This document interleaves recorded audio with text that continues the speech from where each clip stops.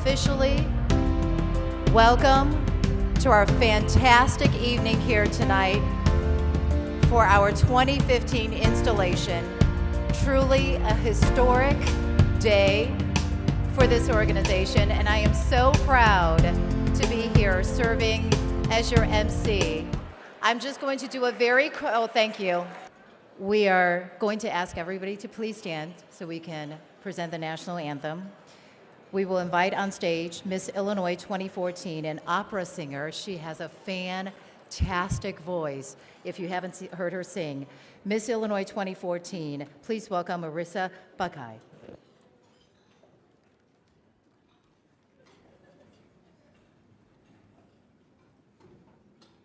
Oh, say, can you see by the dawn's early light what so proudly we hailed at the twilight's last gleaming, whose broad stripes and bright stars through the perilous fight o'er the ramparts we watched were so gallantly streaming, and the rockets' red glare, the bombs bursting in air, gave proof through the night that our flag was still there. Oh, say, does that star-spangled banner yet wave o'er the land of the free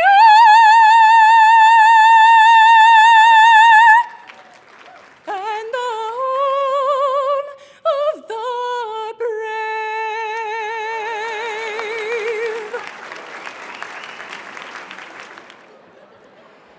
And now I'm going to bring onto the stage the Honorable Shelvin Louise Marie Hall, who is the presiding justice for the First District of the Illinois Appellate Court, to give the invocation.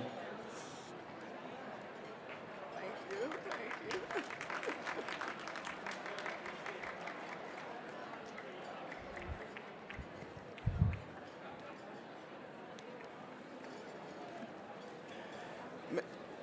Good evening.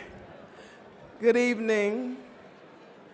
I ask that you reach out and hold the hand of your neighbor, please.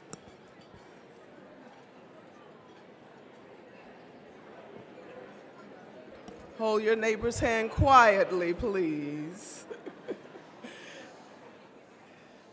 as we invoke the presence of our Lord and God. Thou who hast been called by a multiplicity of names, we call them all now. Thou who art both mother and father to us all, we invoke your presence and ask your embrace of this entire assembly in the warmth of your love. We ask your blessings on the women of this great bar association. Lift them to higher heights. We particularly call your blessings to rain down on Judge Jessica Arong O'Brien as she takes on the quadruple role of wife, mother, judge, and the WBAI's first Asian president.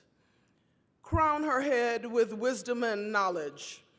Fill her heart with the compassion, the consistency, and the courage required of a great leader.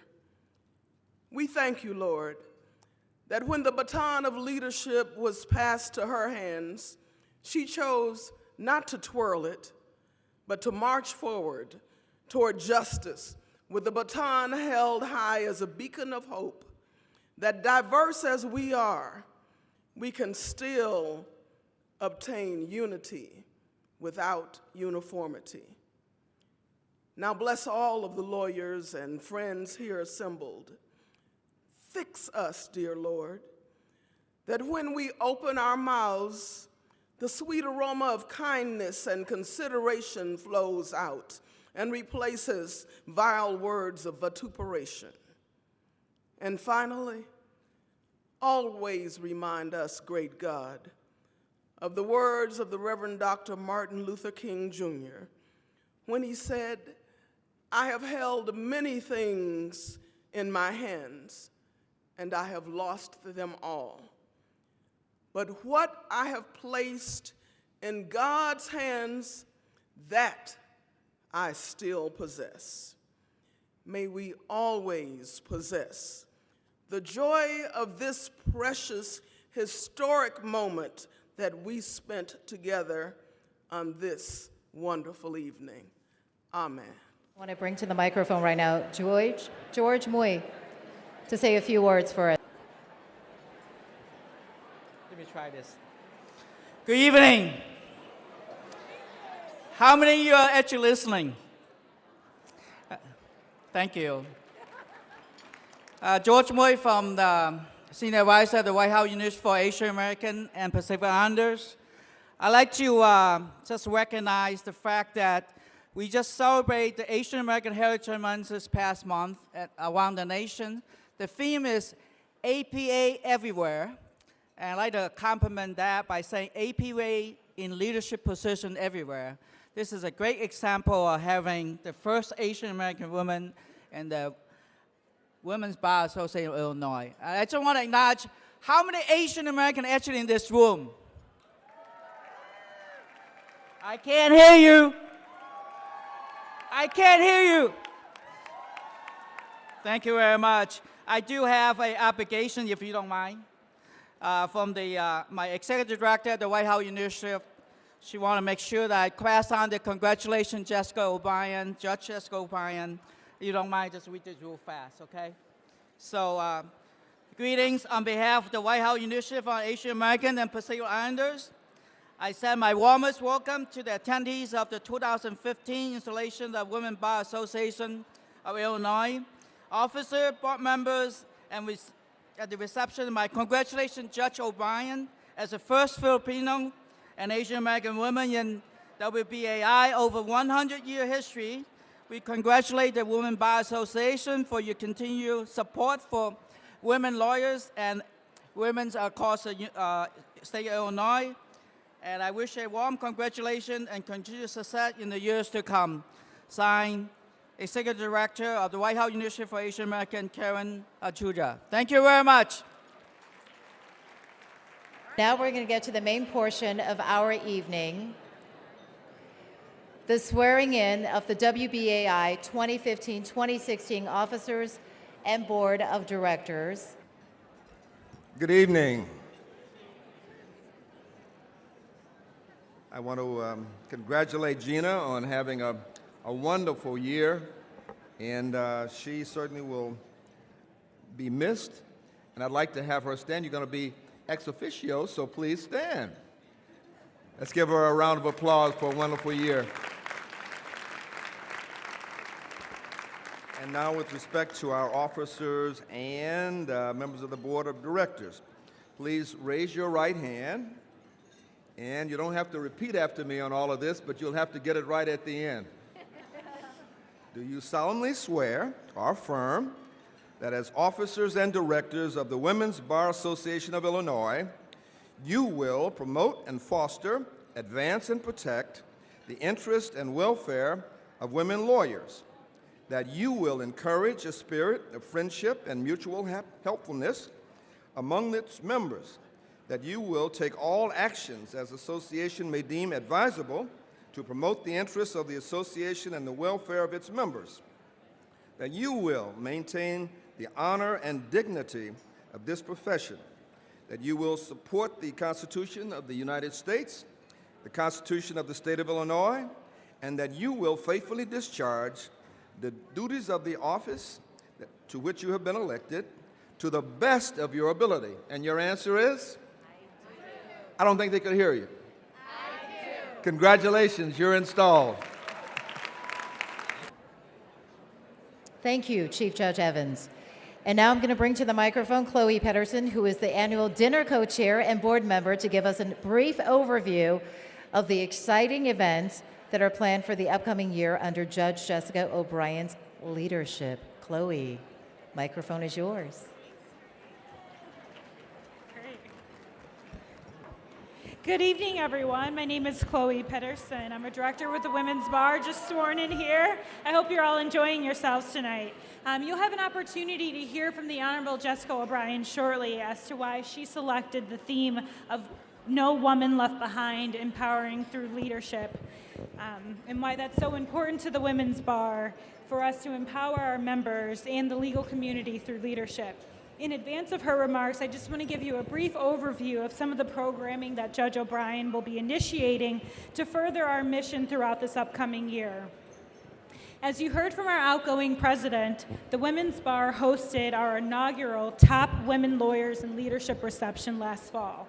In continuing our dedication to ensuring our members have access to the tools they need to become future leaders, Judge O'Brien will be initiating what we're calling the WBAI's Leadership Institute program.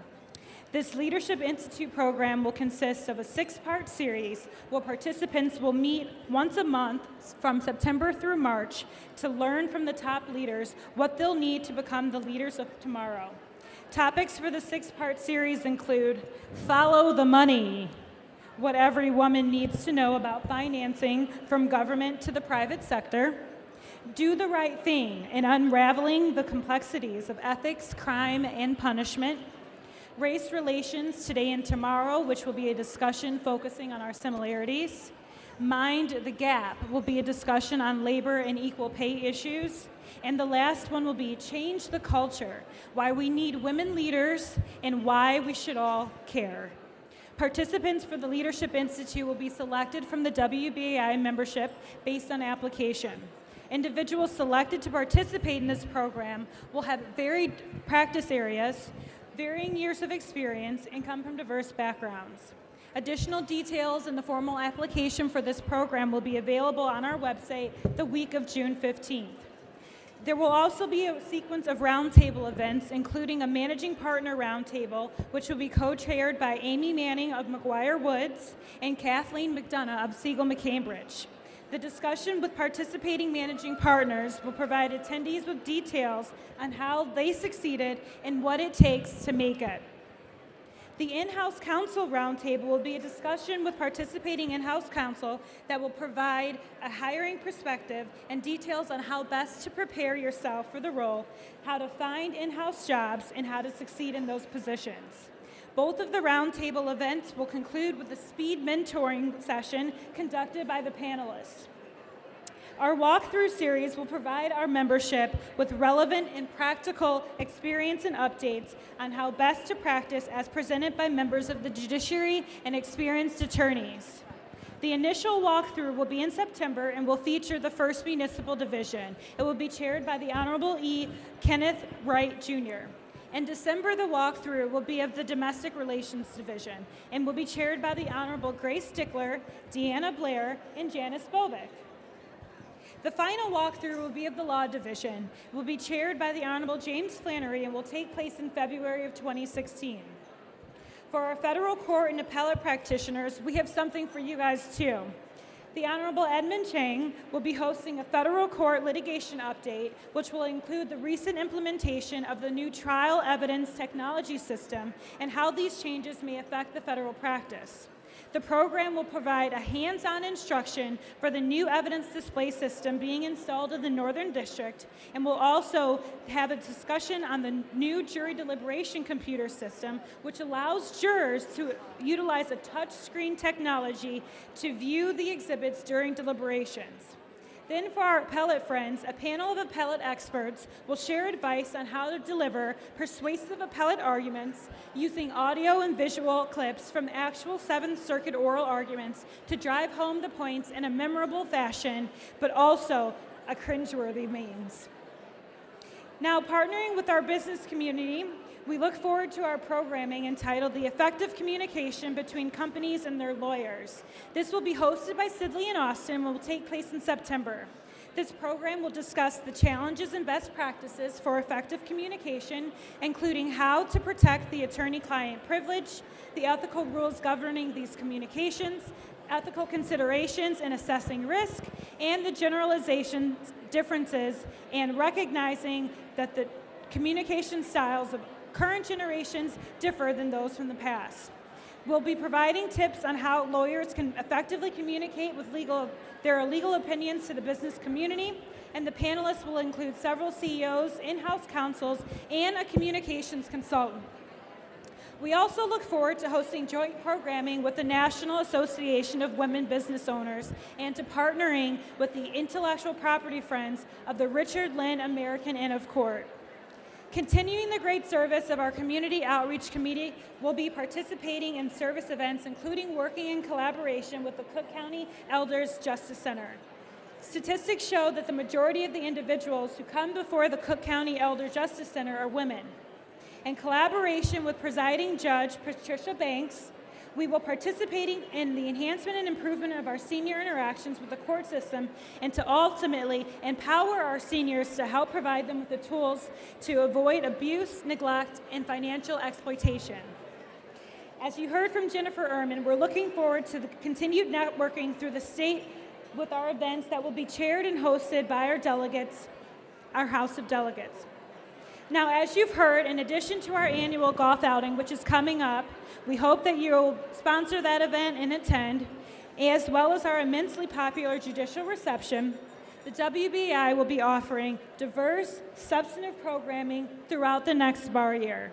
Now, we don't want you to miss all of these fantastic programs, so if you're sitting in this room and you haven't yet renewed your Women's Bar membership or have yet to join the Women's Bar, please visit our website, wbaillinois.org, and join us. Thank you. We have arrived right now at the swearing in of the WBAI 2015-2016 incoming president, the Honorable Jessica A. O'Brien. I just have to say, Jessica all night has been running around taking care of every little detail. I want you to just sit back right now and enjoy the moment, right? She deserves to enjoy this moment right now. To swear her in, we invite onto the stage the Chief Judge of the United States Court of Appeals of the Seventh Circuit Judge Diane P. Wood, who, when nominated in 1995 by President Bill Clinton, was the second woman to ever sit on the Seventh Circuit. It is an honor to have her here and be a part of this installation. Well, thank you very much. It's a great honor for me to take part in this ceremony. And before moving to the main event, let me invite Judge O'Brien's daughters, Samantha, Judy, and Vanessa, and her husband, Brendan O'Brien, up here to the podium because the judge would like them to take part in this.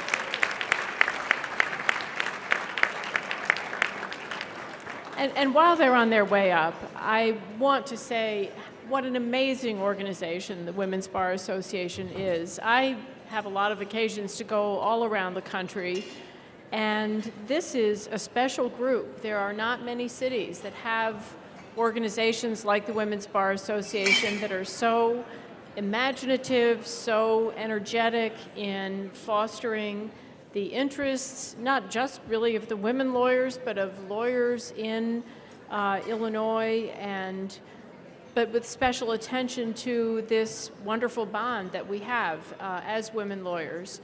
So it's just a great pleasure for me to take part in this.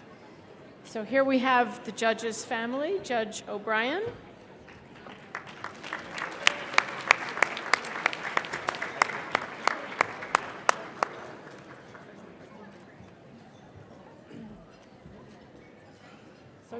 So Judge O'Brien, as Chief Judge Evans said, you're not going to have to repeat all of these words. You're just going to have to say, "I do," at the right moment, assuming you do.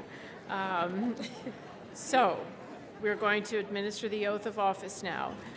Do you solemnly affirm that as President of the Women's Bar Association of Illinois, you will promote and foster, advance, and protect the interests and welfare of women lawyers, that you will encourage a spirit of friendship and mutual helpfulness among its members, that you will take all action as this association may deem advisable to protect the interests of the association and the welfare of its members, that you will maintain the honor and dignity of the profession, that you will support the Constitution of the United States, the Constitution of the State of Illinois, and that you will faithfully discharge the duties of the office of President of the Women's Bar Association of Illinois to the best of your ability.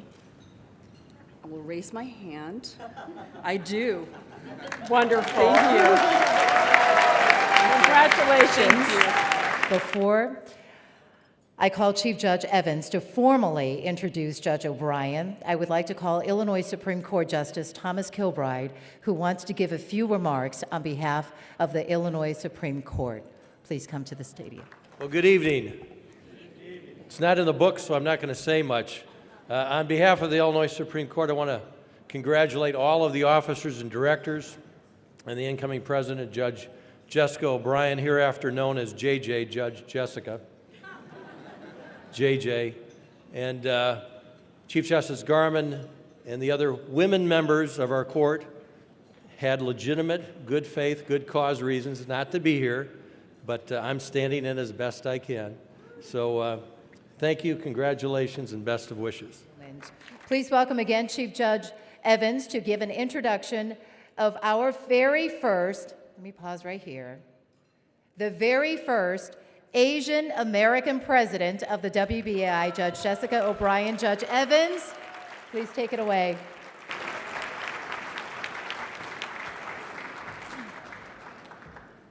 Thank you very much. It's a privilege and an honor to have an opportunity to talk to you tonight about this very talented and capable young lady. When I was asked if I would be willing to say a few words about her, I readily said yes, of course I would. I've known her almost 20 years now, and certainly as long as I've been Chief Judge, I've seen her at all of the events, the Asian American Bar Association events, and so many others for the minority bars. Yeah, you can give her a round of applause for all of that. And so I readily said, of course, I'd be happy to introduce you. I see her in court every day, and I knew that she was assigned to do a great job, first in the traffic court, where all of them start, but also in terms of the assignment that she currently has, hearing non-jury tort cases and contract cases. And I was prepared to talk about all of that. And she said, that's good, but I want to come by and talk to you a little bit before you introduce me. I thought it was kind of strange, but I said, okay, I'll be happy to talk to you. And when she came, I began to understand why she wanted to share some things with me. It was a very emotional moment, and you'll be hearing from her tonight, I'm sure, about her commitment to help the members of this organization. She talked a little bit about what she called glitz and glamour. And she said, I hope the members of this organization have seen enough of that. That's not what my presidency is going to be about. I said, okay, I understand that. She said that really what I want to do is concentrate on giving the members of this organization a chance to build their leadership qualities. She was very interested in the members of this organization getting a chance to get in the business door, not only to learn how to represent businesses, but to end up with clients who are paying clients. And yeah, you can give her a round of applause for that too. But then she got to the part that she really wanted to talk to me about, and I hope she will share some of this with you, what life was like for her in the Philippines. We had seen such star qualities here, and I assumed in the Philippines they would have recognized all of those qualities there, and they would have been applauding her all along the way. But no, that wasn't the way it was. And she told me, for example, that the person who raised her was a grandmother who had never gone to school and didn't know the value of school personally, but she did everything she could do to make certain that Jessica understood the value of it. She talked to me a little bit about being left there by key members of her family. And then when she got here, being laughed at out east because she could not speak the language well. And how she and a group of other quote-unquote foreigners were placed in an area where they had to fend for themselves. And while they were shy and retiring, she developed into the leader that she has become by leading that particular group. And when she reached a point where she could graduate from college, she went into the entertainment field. And she saw the way people looked at her entering that field and all of the misperceptions they had about her capabilities. And before long, before even deciding to go to law school, she had developed such a wonderful set of skills that she ended up representing Caesar and all of their restaurants. At one time, she had 13 restaurants under her tutelage, you might say, and over 1,000 employees following her leadership. She, of course, went on to law school, excelled there, and decided to come here to see what could be done. And she saw when she arrived here struggling organizations much smaller than this organization, and she took it upon herself to develop some leadership skills there. And I made some inquiries concerning some of her friends and her husband, who just left with the 3 children. And the husband sent me a note that said he didn't know much about the background that Jessica had told me about, but he wanted me to know today, nobody can bully her on anything.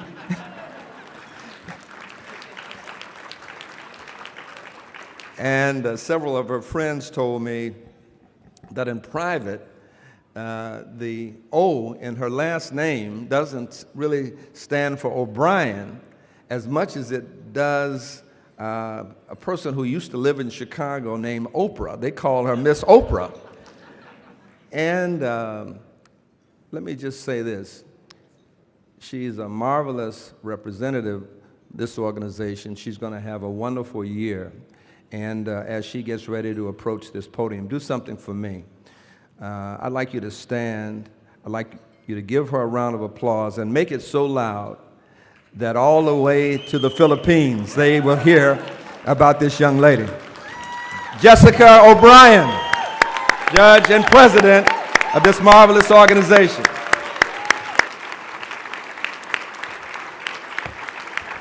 Wow. Thank you. Thank you so much.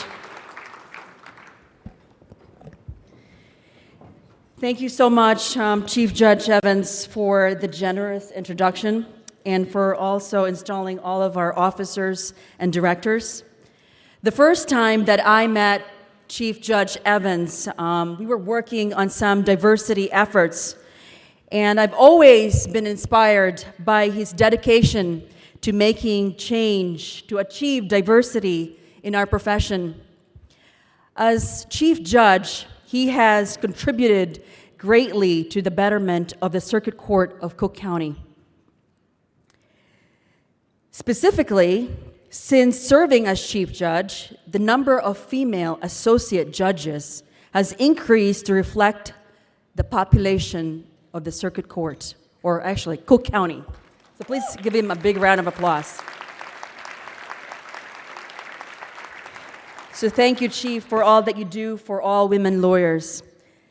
And by the way, it was Judge Evans' birthday this past Monday, so happy birthday.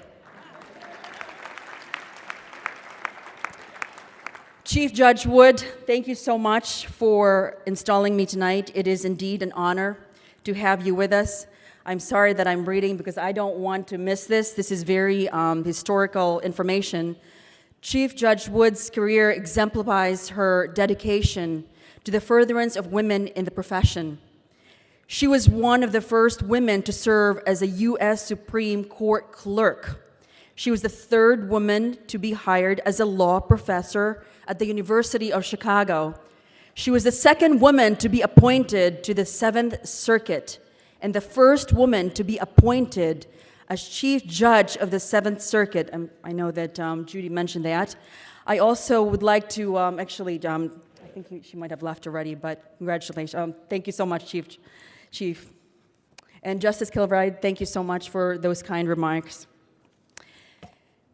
Chief Judge Castillo, fellow officers, and I would like to specifically mention Adria Mossing. I'd like you to please give her a big round of applause. One of the biggest things that I'm really looking forward to is showcasing our officers and directors this year. I know tonight you're kind of showcasing me, but really throughout the year, I am looking forward to showcasing all of them. And our second vice president, please welcome Kristen Barnett. Before you leave here tonight, I hope that you will take the time to speak to both of them because they will be the next president of this organization. And as a matter of fact, Adria already has her installation date, so I want you to remember this date. It's going to be on June 4th, 2016. It's going to be held at the Hilton. So I have 364 days as of today.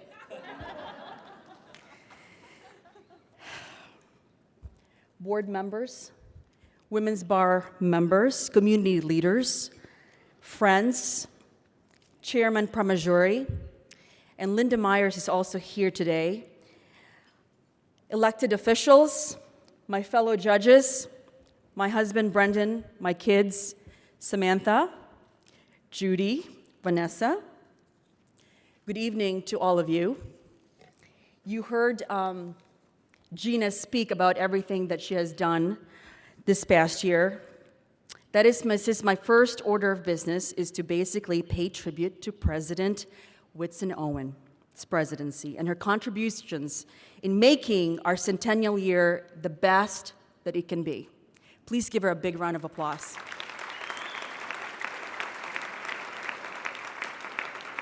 Gina's innovative programming this year was timely and relevant.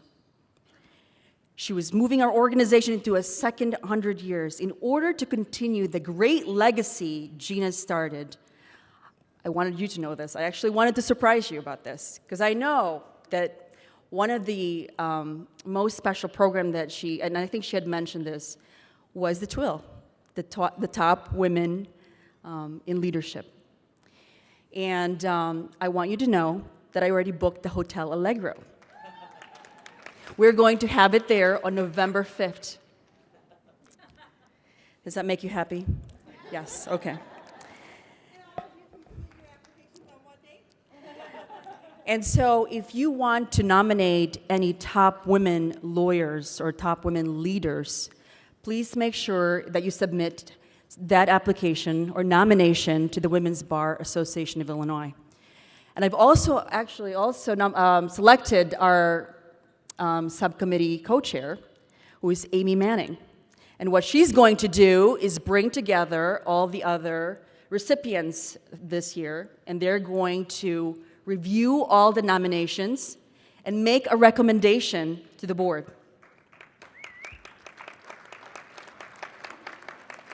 So onward, we build on your legacy, Gina. On behalf of the Women's Bar Association of Illinois, I would like to give you a token of our appreciation of your great leadership.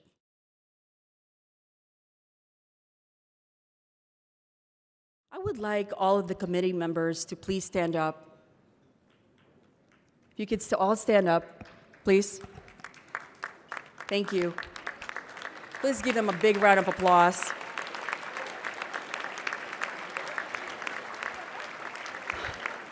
I would also like to take this opportunity to thank our co-chairs this evening, Jennifer Ehrman, Dina Ninfo, Chloe Patterson, and Deanna Blair.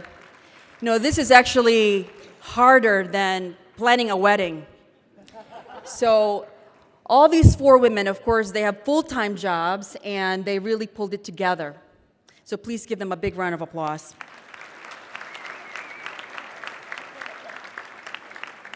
And I'd like to acknowledge our executive director. As you can see, she's all the way in the end, Monique Austin. Please give her a big round of applause.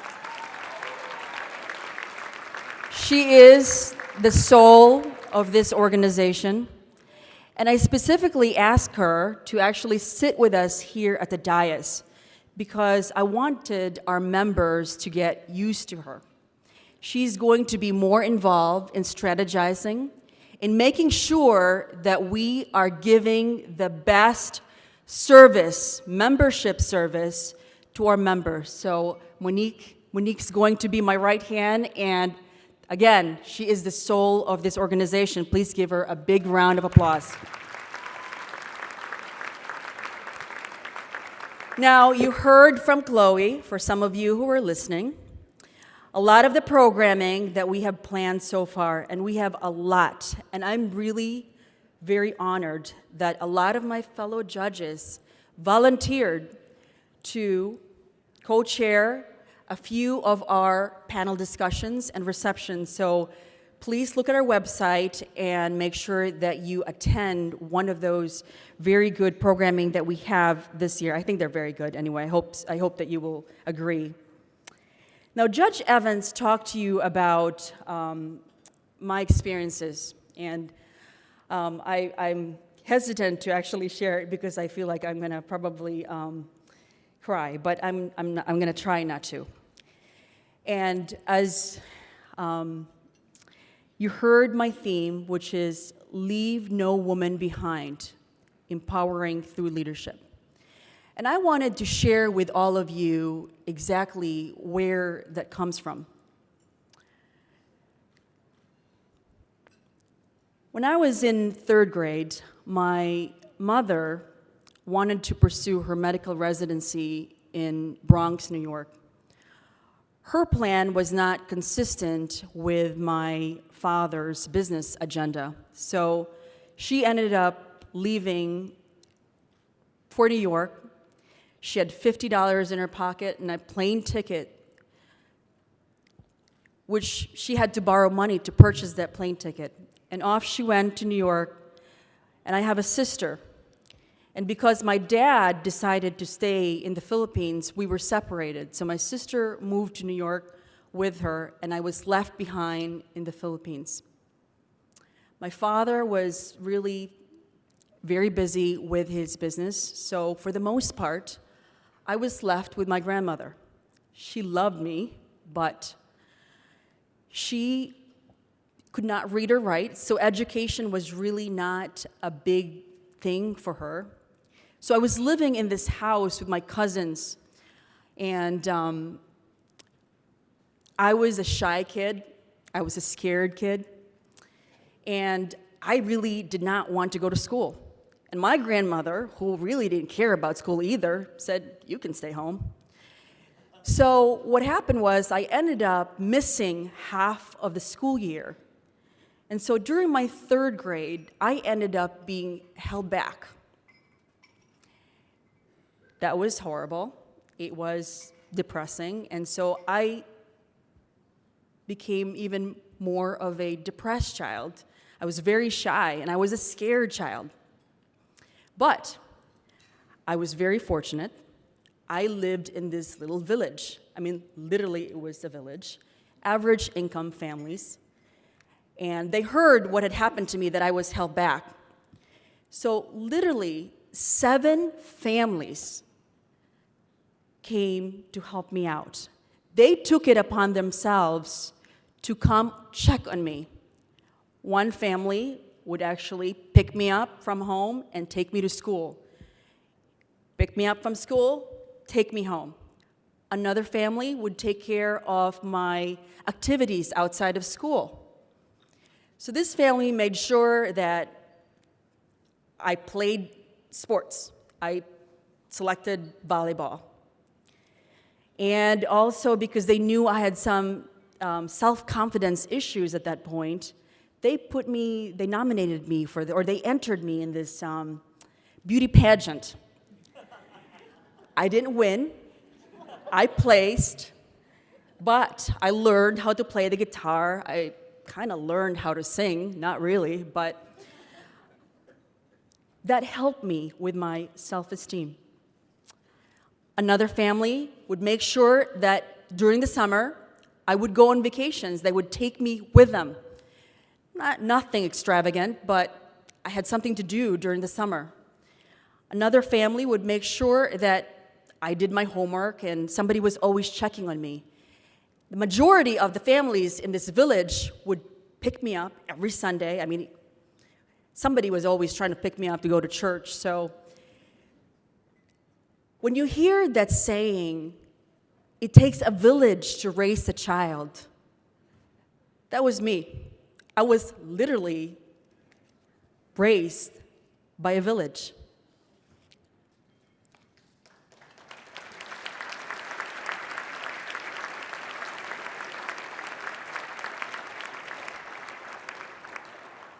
These 7 families, I actually translated from my language to English. I was calling all of them, the moms and dads. So I had 7 sets of moms and dad growing up. And who is lucky enough, right, to have 7 loving moms and dads? Every day, I recognize that all I have accomplished professionally and personally is due to my amazing village. And I do that by empowering others to succeed. And I want to share one more story with all of you. The second experience that really is the backdrop of my theme is that compelled me to focus on empowerment is another experience that I had during my childhood. After my village gathered around to raise me, a second turning point was being selected as the captain of my 6th grade volleyball team. I know that volleyball is not such a big deal here in America, unlike hockey, but volleyball in the Philippines was huge. And so I was very empowered when I was selected to be the captain of this volleyball team. And that helped me with my self-esteem. Up until that point of my life, again, I was a scared, insecure child. Having someone recognize my talent and that I was capable of being a leader empowered me. I now had a sense of purpose and a sense of value that in turn compelled me to keep reaching for the stars. And for some of you who know me very well, I dream big. I often get disappointed, but I keep dreaming and dreaming, but it's okay.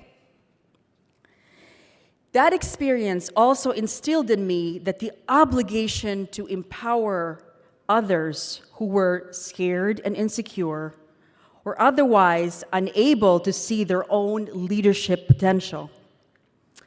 Now, after I graduated high school, my mother, who at this point, this was 8 years later, she was in the Bronx and she had finished her medical residency and she was already practicing and she was already at that point successful. She was able to bring me to America. But I graduated high school at 16 years old, so my mom decided to put me in this remedial program, which was really in a community college. And my first day at school, have you seen The Breakfast Club? Anybody seen The Breakfast Club? Yes, that was the scene that I was walking in. And walking in, my English was really bad, broken English, and my accent was rather thick. So I kind of just stayed to myself. And so what happened was, all I did was study. I became the nerdy student in that class, which unfortunately, the people who were in that class started hating me because my teachers would always call on me. So towards the end of my first semester, half of the class was failing, and I heard about it. So what I decided to do was actually reach out to the people who were failing. And so I said, "Do you need help? I can help you, you know." And I just have one. I can, if you could just do me one favor, you know, I'd really like to learn to speak better English and want to get to know the neighborhoods of New Jersey. I was living in New Jersey at that time. So they agreed to do this exchange. I would help them with their homework, and they would take me out. And it was kind of funny because during that time, you know, they were taking me to different neighborhoods in Philly, South Philly. They were taking me to New York, and they decided that I needed a streak.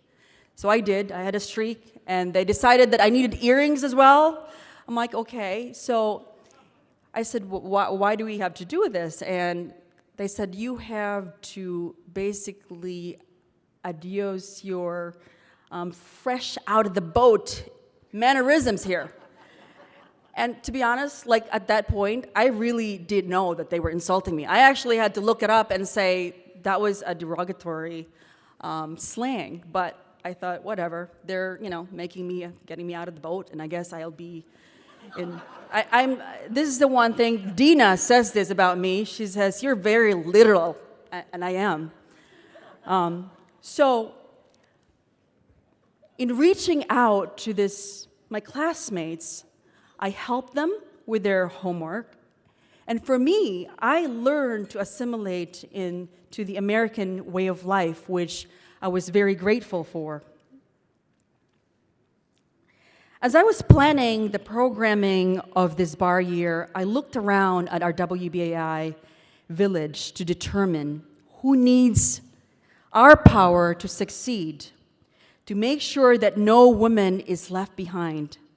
I thought about the unyielding and stubborn statistics that you hear about women in leadership. I don't even feel like it's really moved. And I was talking to one of the managing partners. Actually, it's moved, it's dropped, because some of those leaders died. I truly believe that if we work together, that we can improve those statistics. Do you agree?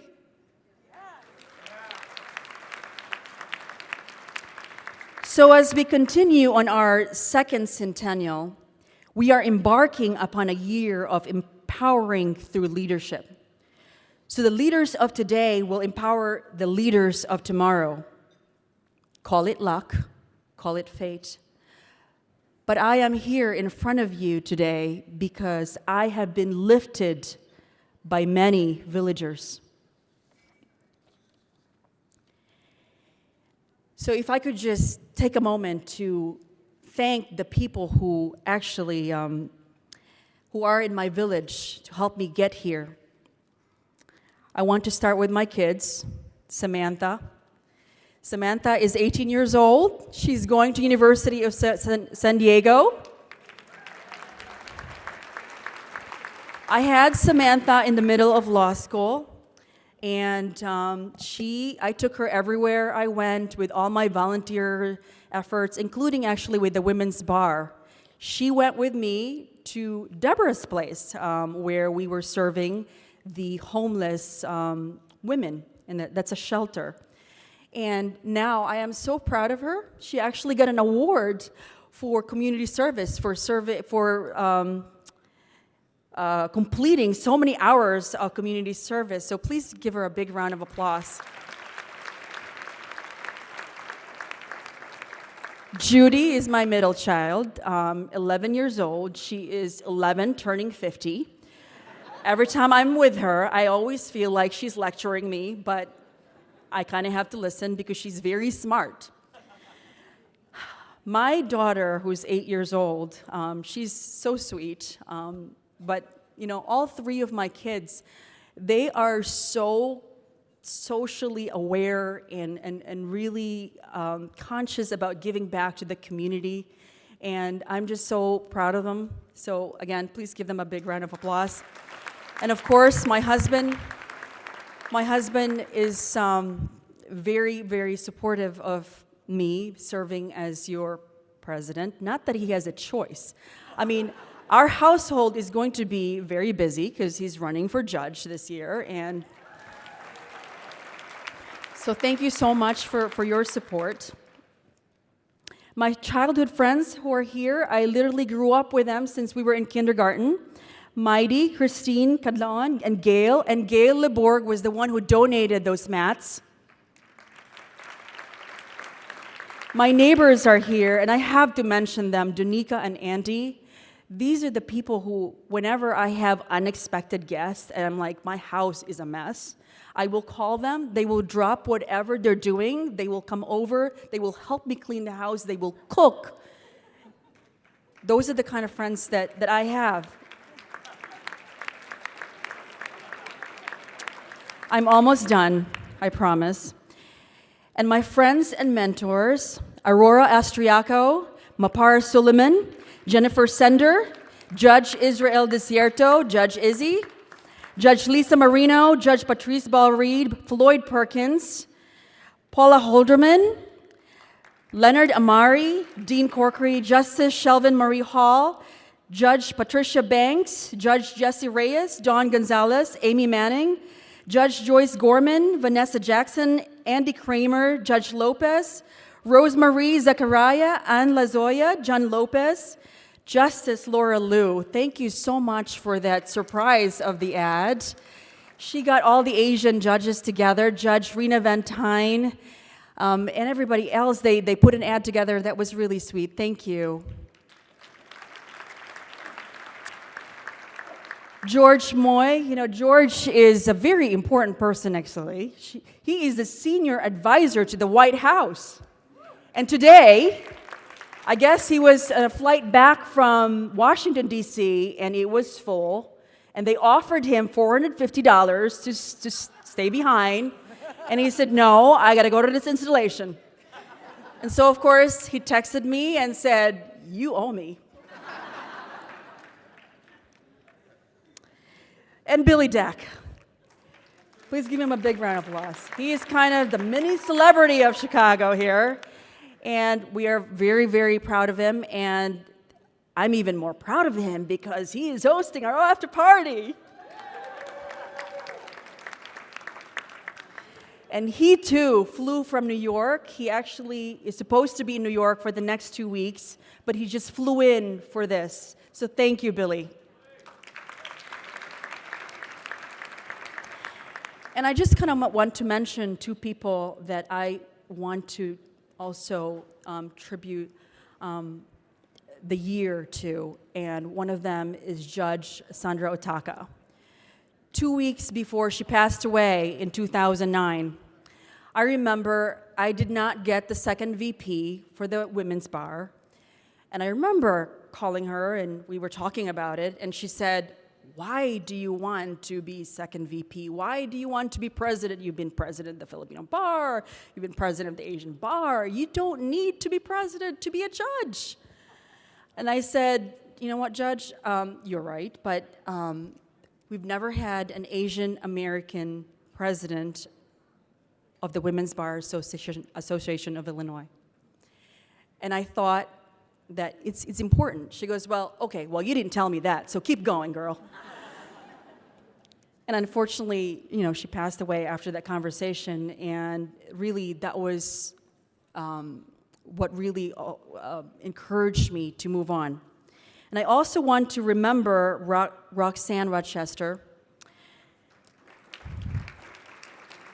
When we volunteered at Deborah Place, it was because of her why we went there twice a year. Also, this is really ironic, 2 weeks before she passed away, I went to visit her in Florida. Now, I have no idea why I felt compelled to visit her. And my husband actually mentioned this to me after she had passed away. Like, I still don't understand why you went. And it was unplanned. Literally, my kids had they already had their vacation at that point, but I said, you know what, I'm going to take them. Because my husband was busy during that week, so I wanted to make sure that obviously somebody was taking care of them. But they wanted to go to Florida, so we rented a car and drove to Florida, just the three of us. I don't know why, but I needed to see her, and I did see her. And when I came back 2 weeks later, she passed away. And I was so glad that I took that time to see her, because when we spoke, I realized that Roxanne was really a true believer of women's rights. She really believed in it, and she was one of our silent heroes who was really pushing for, making sure that women are recognized and moving up in law firms, and she was truly very passionate about that. I also want to thank all our past presidents who are here tonight. If I could ask them to all stand up. They have certainly paved the way for all of us. Every year, they do everything they can to really make our organization better. I want to also acknowledge, I promise, I'm almost done. I want to also acknowledge my John Marshall Village of Fellow Board of Trustees and alums and staff members under the leadership of Dean Corkery and Leonard Amari. I told you that I had my oldest daughter in the middle of law school. Her first babysitters were actually staff members of John Marshall Law School.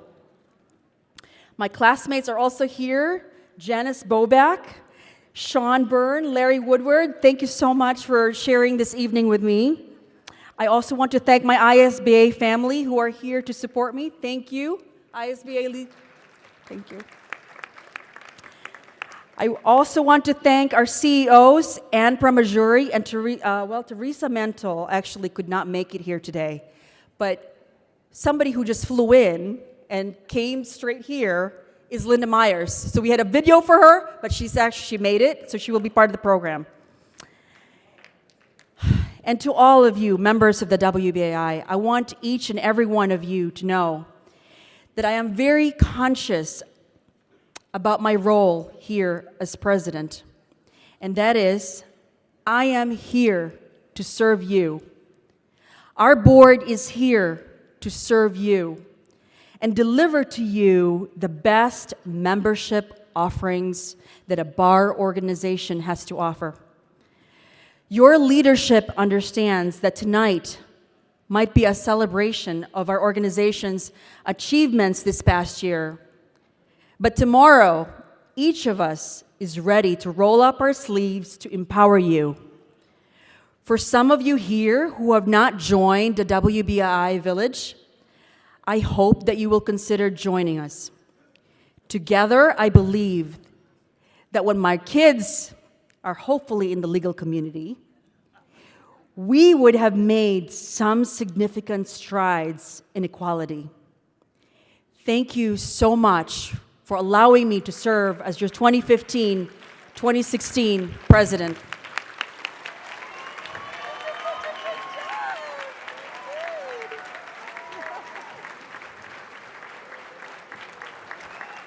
How about that?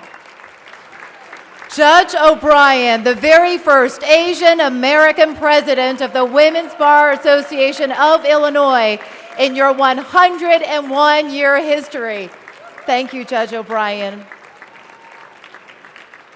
Thank you for sharing your story. And you know what? Thank you for dreaming big. Thank you. There's so many amazing people up here, and I'm the one talking about a party. That's what I have to offer. But I have been tasked by Judge O'Brien to, and I quote, throw the most amazing after party in the entire world ever. That should show you, for those recently installed, how high the bar will be set. In fact, we were talking about entertainment. She's like, I want you too. I was like, no, it's going to be hard. Well, okay, how about Lady Gaga? We'll see. I have so many things were said today that I wanted to talk about, and I know that everyone's rushing to this after party, so I'll keep it short. I have an incredible sweet spot in my heart for you. My mom came here all alone, left her family to work really hard from the Philippines and try to face all the obstacles that you talked about. It's been the story in my family my whole life, and I owe everything to that. And your sacrifice and her sacrifice is just led to so much goodness. And the only thing I can think about it is it's not ever been about just getting here, but it's about what you do once you have it. And so I don't really think about all the wonderful things necessarily that you've done to get here. I'm just so overwhelmed by what you're going to do going forward with it that I congratulate you, and I'm excited for you, and I think everyone is. I also have to say, I've been working as a commissioner. This is my second year at the White House Initiative for Asian Americans and Pacific Islanders, and you're a dream come true. It's been said a million times. You are the first Asian American to serve as president for the WBAI in 101 years, and that is incredibly amazing, and it's something that we're talking about in DC and all around, and it's something that we will always be talking about, and we're just so amazed by it and so excited. And I do want to say also that the last year and a half I've been traveling quite a bit, working with leaders across the country, talking about health and education and economic development and immigration and human rights, and most recently working with the Department of Justice with a new White House bullying prevention task force, speaking to kids across the country. And we have fully understood that we've done a lot, and there's way more to do, but we are nowhere without a certain kind of person that exists in this world. And it's these incredibly charged, dedicated, amazing, influential, smart, I could go on, in your case, incredibly aggressive at times, and just a go-getter, and you're just a role model, and we are nowhere without the people like you, and you specifically, for all that you've done for the community. It's just how I know you, and it's how I look up to you, it's how I follow you, and I support you. Congrats.